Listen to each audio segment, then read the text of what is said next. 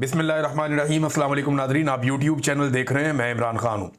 Nadreen, Pakistan जो है और दीगर बहुत सारे मुल्क अब फंस गए इस मामले में कि उन्होंने डोनाल्ड ट्रंप के साथ मिलकर एक अमन मुआहदे पर दस्तखत किए, लेकिन इसराइल ने उस अमन मुआहदे की धज्जियाँ उड़ा दी। इस वक्त जो लेटेस्ट सूरत हाल है मेरे पास, वो आपके सामने मैं रख देता हूँ।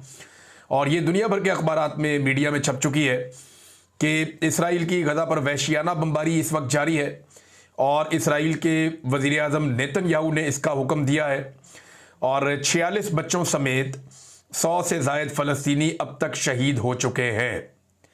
ये नादरीन खिलाफ वर्जी की गई है उस अमन मुआहदे की जिस पर पाकिस्तान ने भी दस्तखत किए, जिस पर दीगर मुसलमान ममालिक ने भी दस्तखत किए और जिसको ट्रंप अपनी बहुत बड़ी कामयाबी करार दे रहे थे।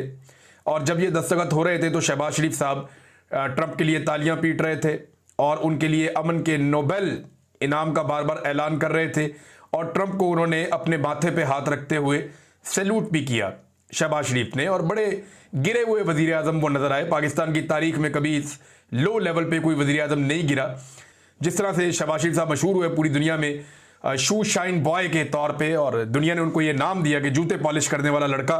तो शहबाज शरीफ साहब ने जनाब वहाँ तो बड़े ताशे बजाए थे, लेकिन अब कोई सवाल करने के लिए तैयार नहीं है। कम अज़ कम 104 फ़लस्तीनी शहीद हो चुके हैं गजा की वजारत इत्तलात के मुताबिक, और ये देखें अब 250 से ज़्यादा ज़ख्मी है।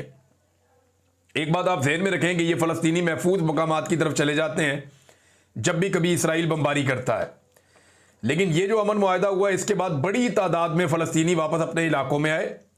जब वो अपने घरों में पहुंच गए तो उसके बाद उन्होंने अपनी आबादकारी शुरू की और उस वक्त इसराइल ने दोबारा उनके ऊपर हमला किया। उन्होंने अपने सारे यरगमाली छुड़वा लिए, उन्होंने अपने सारे कैदी ले लिए। मुझे अच्छी तरह याद है कि सहाफ़ी मेहदी हसन, जिन्होंने ख्वाजा आसिफ का तबला बजा के रख दिया था, वो सहाफ़ी मेहदी हसन ने ये बात की थी कि उन्हें इस बात का डर है कि जब भी इसराइल अपने कैदियों को वापस ले लेगा या जिस वक्त इसराइल अपने यरगमालियों को या जो लाशें हैं उनको वापस ले लेगा, तो फिर वो दोबारा गजा के ऊपर अटैक करेगा और फ़लस्तीनियों की नस्ल कुशी करेगा।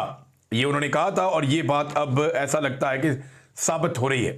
बड़े बड़े हुक्मरानों को वो बात समझ नहीं आई जो बात एक जर्नलिस्ट को समझ आवे।